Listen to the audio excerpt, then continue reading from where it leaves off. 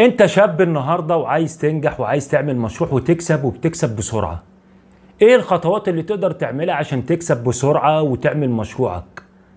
اول خطوه هقول لك عليها اللي انت المفروض تتريث، او بالمعنى الاصح المفروض تسمع اللي قدامك وما تكونش متسرع في قراراتك، وتكون هادي عشان تعرف لما تيجي تعمل مشروع تكسب وما تخسرش. في كذا مشروع نقدر نعمله، بس في مشاريع بيبقى مكسبها على المدى البعيد، وفي مشاريع بيبقى مكسبها على المدى القريب قوي. يعني ممكن مثلا تجيب حاجه في خلال ساعه، المشروع اللي انت هتعمله في خلال ساعه زمن تبتدي اللي انت تكسب من وراه على طول. ايه هي المشاريع ديت؟ تعال اقول لكم ايه المشاريع دي. البيع المباشر، مندوب سيلز. يعني ايه بيع مباشر ويعني ايه مندوب سيلز؟ البيع المباشر يا جماعه يعني حضرتك دلوقتي معاك مثلا 500 جنيه او 1000 جنيه لحد مثلا 5000 جنيه.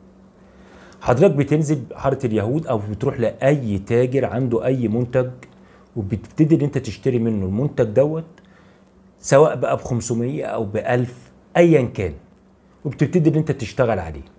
تشتغل عليه ازاي؟ بتشتري المنتج دوت وبتبتدي ان انت تبيع بيع مباشر، ان انت بتقابل اي عميل وبتبتدي ان انت تبيع بيع مباشر منك للمستهلك على طول. المشروع ده يا جماعه مشروع سريع جدا، ده للشباب، طالب في الجامعه مثلا، واحد متجوز وظروفه ما يعلم بها الا ربنا، بدل ما يروح ياخد من حد فلوس بيقوم نازل جايب بال1000 جنيه ديت ويبتدي اللي هو يستثمر فيها، بياخد السلم درجه درجه من اولها. طبعا وانت شغال اول شهر مثلا بيبقى معاك 1000 جنيه. اول ما هتبدا ب 1000 جنيه، 1000 جنيه ولا حاجه. اول ما بتبدا بال1000 جنيه، شويه شويه بتصرف، تقدر انت تصرف بيها من على البيت للبيت مثلا، وبعد كده بتشيل مثلا حاجه حاول انت تكبر المشروع بتاعك. بتكبره ازاي؟ وانت بتبيع للمستهلك، بتشوف مثلا اي كشك برضه بتبيع له، بتشوف مثلا اي سوبر ماركت برضه بتبيع له، وبتبتدي ان انت تكبر نفسك واحده واحده. اوعى حضرتك تفتكر اللي مثلا 500 جنيه او ال1000 جنيه او حتى ال 5000 جنيه النهارده يعملوا مشروع، او مثلا تتكبر على المشروع دوت، يعني مثلا تشوفه تستصغره تقول ايه ده وانا هشتغل ان انا الف في الشارع مندوب سيلز، يعني هبقى سريع في الشارع.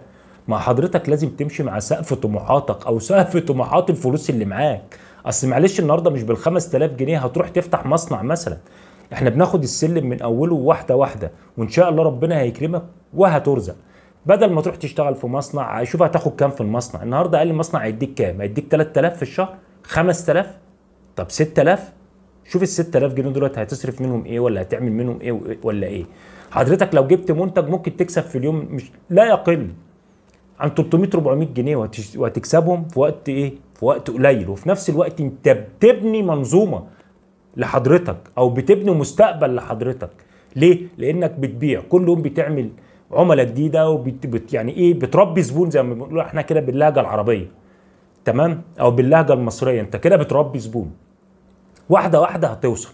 خلي بالك في ناس عملت المشروع ده وفشلت، وفي ناس تانية عملت المشروع ده ونجحت. رزقك غير رزق غيرك، كل واحد وربنا اداله رزق. اسعى انت ومالكش دعوه. عمر الرزق او عمر الشغل ما هيجي لك لحد باب بيتك، لازم انت تسعى له. ان شاء الله هكلمكم برضو عن المشاريع، او يعني عن المنتجات اللي انتوا تقدروا تشتغلوا فيها وتكسبوا منها ربح كويس جدا الحلقه الجايه باذن الله. وهكلمكم برضو عن فكره مشروع تاني تكسب منه على طول، يعني تكسب منه مباشر، مش لسه بقى تعمل دعايه ولسه بقى تشتري، يعني هيبقى حوار. تمام، تابعوني وان شاء الله في كل الخير. تحياتي للجميع.